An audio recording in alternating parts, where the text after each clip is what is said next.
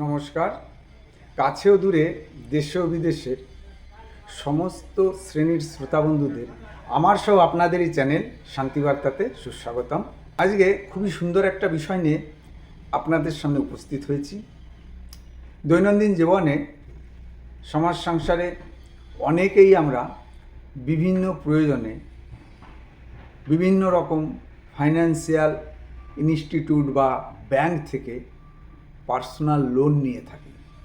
হতে পারে সেটি বাড়ি তৈরি করার জন্য, হতে পারে নিজের বিজনেসকে আরও বড় করার জন্য, বা কোনো প্রপার্টি কেনার জন্য।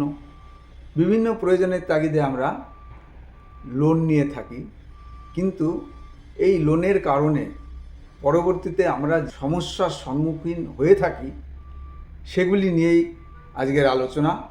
জানতে হলে কিন্তু ভিডিওর শেষ পর্যন্ত সঙ্গে থাকবেন। তাহলে লোন কিন্তু ঋণ নয়, বরং জীবনের এক বিষ।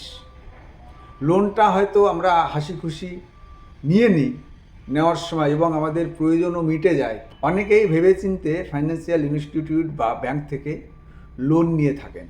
উদ্দেশ্য বিভিন্ন রকম থাকতে পারে, সেটি বিজনেস দাঁড় করানো, বাড়ি তৈরি বা গাড়ি কেনা, বা অন্য কোনো প্রপার্টি ক্রয় করা।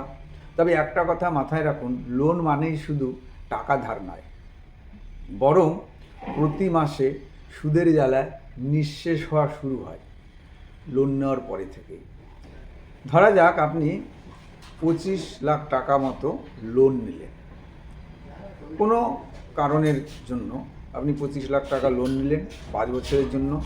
ইন্টারেস্ট রেট কত? 14.49%। ইএমআই প্রতি মাসের যে কিস্তি, সেটি দাঁড়ায় প্রায় 55,500 টাকা মাসে। বছরে প্রায় 6.66 লাখ টাকা। এখন আপনি ভাবলেন, ঠিক আছে, আমি বছরে প্রায় 6.6 লাখ টাকা নিচ্ছি, নিশ্চয়ই অন্তত 5 লাখ তো প্রিন্সিপালে আছে, আর 1.5 লাখ ইন্টারেস্ট। তাহলে গড়ে 6.5 লাখ টাকা দিলেই আমার শেষ হয়ে যাবে। কিন্তু আসল খেলাটা এখানেই। বাস্তব চিত্র কিন্তু সম্পূর্ণ ভিন্ন। প্রথম বছরে আপনি এই 6.6 লাখ টাকা দিলেও আপনার মূল লোন কমে এসে দাঁড়াবে মাত্র 3 থেকে 3.5 লাখ টাকার মতো। কেননা বাকি 3 লাখ বা তার বেশি টাকা কেটে নিয়েছে সুদ নামের শোষণ সিস্টেম। ওদের যে সিস্টেম, সেই সিস্টেমে কিন্তু আপনার বাকি টাকাটা সুদ হিসাবে কেটে নেবে। তখন মনে হবে ইন্টারেস্ট তো 14.49% ছিল, তাহলে 50%-এর মতো কেটে নিচ্ছে কেন? কারণ হলো, এটি ওদের সিস্টেমেই আছে রিডিউইং ব্যালেন্স লোন। মানে এই সিস্টেম শুরুতে প্রতি মাসে কিস্তি থেকে বেশি অংশ সুদ হিসাবে কেটে নেবে, এবং কম অংশ আপনার আসল টাকার কম করবে, আর প্রিন্সিপালের অংশ কম রাখে। সময় যত এগোয় সুদের অংশ তত কমতে থাকে, কিন্তু প্রিন্সিপালের অংশ বাড়তেই থাকে।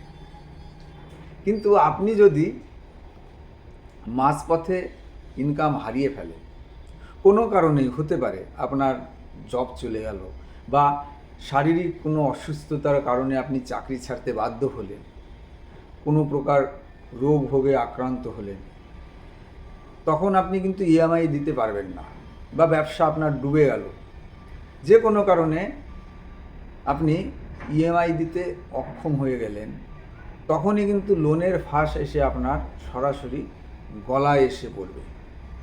আপনার পরিবার, সম্পদ, মানসিক শান্তি সমস্ত কিছুই কিন্তু নষ্ট হতে থাকবে। তাহলে কি করবেন? লোন নিতে হলে তার আগে কিছু জিনিস আপনাকে অতি অবশ্যই ভেবে নিতে হবে। সম্পূর্ণ ইএমআই শিডিউল বুঝে নিন। কবে কবে কত টাকা ইন্টারেস্ট যাচ্ছে এবং কতটা প্রিন্সিপাল যাচ্ছে সেটা জানুন, এবং পুঙ্খানুপুঙ্খভাবে বুঝুন। চেষ্টা করুন 1 থেকে 2 বছরের মধ্যেই পুরো সেটেলমেন্ট করার বা লোন পরিশোধ করা। সর্বোপরি লোন না নিয়েই সামনের দিকে এগোনোর চেষ্টা করুন, কেননা লোন কিন্তু একটা মরণ ফাঁস। চেষ্টা করবেন এই ফাঁসে নিজেকে না জড়ানোর। সুদের ব্যবসাতে ধনী আরও ধনী হয়ে থাকে, আর গরিব আরও নিঃস্ব রিক্ত হয়ে যান। সুতরাং লোন নেওয়ার আগে খুব চিন্তা ভাবনা করে তারপরে কিন্তু অগ্রসর হবেন। না হলে আপনার জীবন, আপনার পরিবার, সমাজে আপনার মান সম্মান এবং আপনার যে প্রপার্টি সেটিও কিন্তু লস হওয়ার সম্ভাবনা অনেকটাই বেড়ে যায়। তো এতক্ষণ ধরে লোনের যে সমস্যা বা লোন নিলে যে আমরা ক্ষতির সম্মুখীন হতে পারি সে বিষয়ে বিশদ আলোকপাত করার চেষ্টা করলাম। ভিডিওটি যদি কিঞ্চিত পরিমাণেও আপনার কোনো উপকারে আসে বলে মনে করেন তাহলে অতি অবশ্যই আপনার প্রিয় মানুষ ও বন্ধুবান্ধবের কাছে ভিডিওটি শেয়ার করবেন। শান্তিবার্তা চ্যানেলটিকে এগিয়ে নিয়ে যাওয়ার জন্য আপনাদের একান্ত সহযোগিতা কামনা করি। চ্যানেলটিকে সাবস্ক্রাইব করুন এবং লাইক করুন এবং কমেন্টের মাধ্যমে আপনাদের মূল্যবান বক্তব্য আমার কাছে পাঠিয়ে দেবেন। পরিশেষে সবার মঙ্গল কামনা করে এখানে শেষ করব। সবাই অনেক ভালো থাকবেন, সুস্থ থাকবেন, হাসি আনন্দে ভরে উঠুক সবার হৃদয়, এই প্রার্থনা করে এখানেই শেষ করছি। ধন্যবাদ।